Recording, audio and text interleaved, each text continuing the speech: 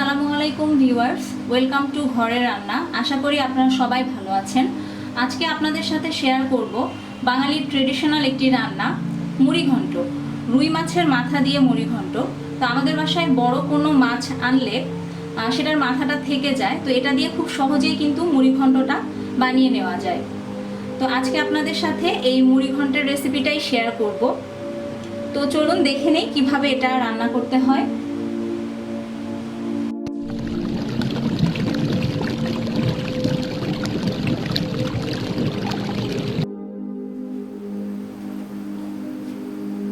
প্রথমে মুগ ডাল নিয়েছি 1 কাপ পরিমাণ, ঢেলে দিচ্ছি।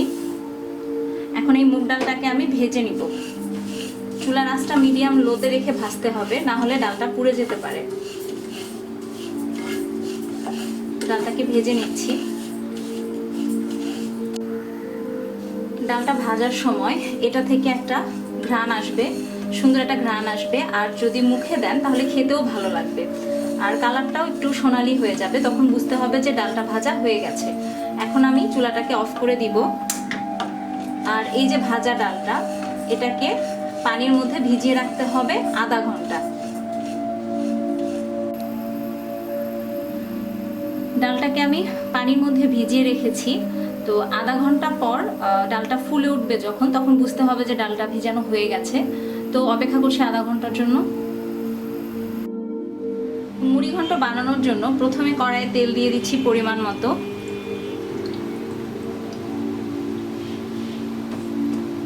এরপরে ফোড়ন দেওয়ার জন্য এখানে 2টা তেজপাতা, 2টা শুকনা মরিচ, আর দারচিনি আছে, গোটা জিরা, গোলমরিচ এবং লবঙ্গ ও এলাচ নিয়ে নিয়েছি। তো একে একে দিয়ে দিচ্ছি।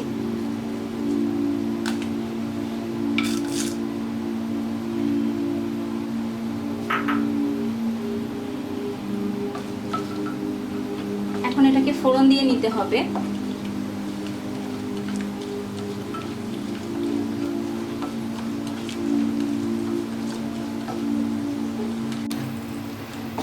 ফোড়ন দেওয়া হয়ে গেলে এখানে একটা বড় পেঁয়াজ দিয়ে দিচ্ছি কুচি করে। তারপরে সুন্দর করে পেঁয়াজটাকে একটু লাল করে ভেজে নিব।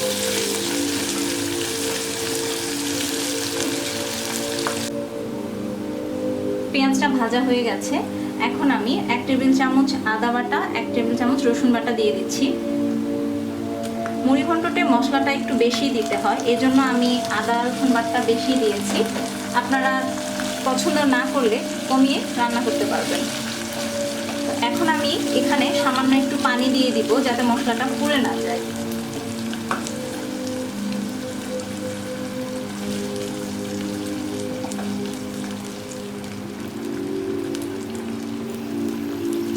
মশলাটা ভেজে নিব।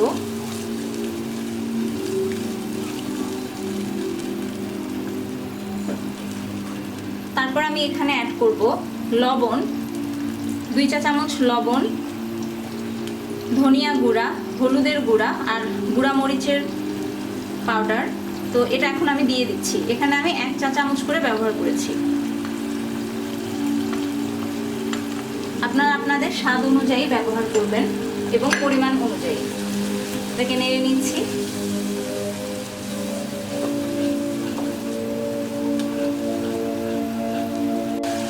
মশলাটা আমার ভেজে নেওয়া হয়ে গেছে। এখন আমি একটা বড় রুই মাছের মাথা কেটে লবণ, হলুদ আর মরিচের গুঁড়া দিয়ে ভেজে নিয়েছি। এখন এটাকে দিয়ে দিচ্ছি।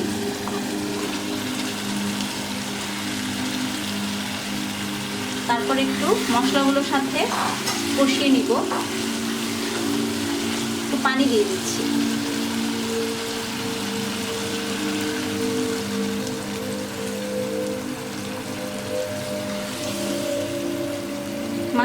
মাছের মাথাটাকে আমি ছোট টুকরো করে কেটে নিয়েছি।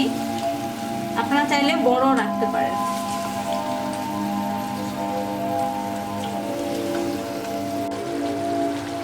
আমার মাছটা কষানো হয়ে গেছে। এখন ভিজিয়ে রাখা মুগ ডালটা আমি ভালোভাবে পরিষ্কার পানি দিয়ে ধুয়ে এর মধ্যে দিয়ে দিব। মুগ ডালটা দিয়ে দিচ্ছি।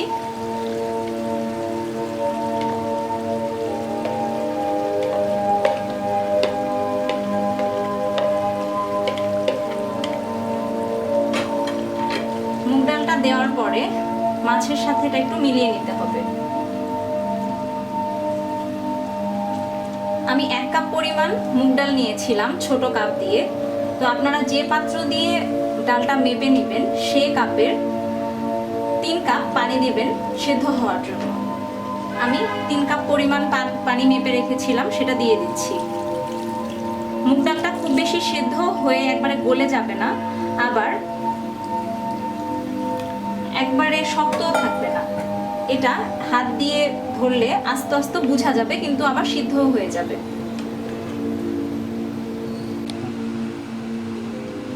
যে কাপ দিয়ে আপনারা ডাল মেপে নেবেন, ডালটা সিদ্ধ হওয়ার জন্য সেই কাপের ডাবল পানি ইউজ করতে হয়। তো এখানে যেহেতু আমি ঝোলের পরিমাণে পানিটা দিয়েছি, এই জন্য আমি 3.5 কাপের মতো পানি ব্যবহার করেছি। তো এখন এটাকে ঢেকে দিব রান্না হওয়ার জন্য।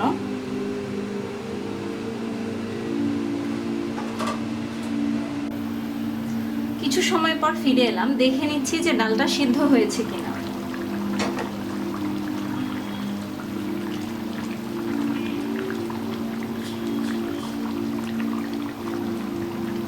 ডালটা সিদ্ধ হয়ে গেছে দেখেন। এখন আমি দিয়ে দিচ্ছি 4-5টা কাঁচামরিচ, আর দিয়ে দিচ্ছি আগে থেকে ভেজে রাখা পেঁয়াজ বেরেস্তা। এটা শুধুমাত্র স্বাদের জন্য দিয়েছি, এটা দিলে একটা ডিফারেন্ট স্বাদ আসবে।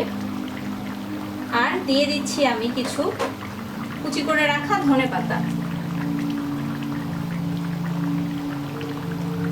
তারপরে আমি এটাকে আবার ঢেকে দিচ্ছি 5 মিনিটের জন্য। ফিরে এলাম 5 মিনিট পরে। তো তরকারিটা থেকে একটা খুব সুন্দর স্মেল বের হচ্ছে। এখন আমি চুলাটাকে অফ করে দিব। রান্নাটা হয়ে গেছে, আর এখন সার্ভিং ডিশে আপনাদেরকে দেখিয়ে দিচ্ছি কেমন হয়েছে। ভিউয়ার্স দেখতে পাচ্ছেন তৈরি হয়ে গেল রুই মাছের মাথা দিয়ে মুড়ি ঘন্ট। এটা গরম ভাতের সাথে খেতে যেমন ভালো লাগে, তেমন রুটি বা পরোটার সাথে খেতেও ভালো লাগে। আশা করি খুব সহজেই আপনারা রেসিপিটি তৈরি করতে পারবেন যদি এই রেসিপিটি ফলো করে করেন।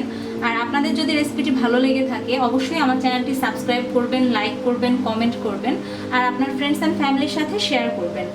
আর পাশে থাকা বেল আইকনটিতে একটা ক্লিক করে দিবেন, যাতে পরবর্তী ভিডিওটি আপলোড করলে আপনাদের কাছে সহজেই পৌঁছে যায়। ভালো থাকবেন। আজকের মতো এখানেই বিদায় নিচ্ছি। আল্লাহ হাফেজ।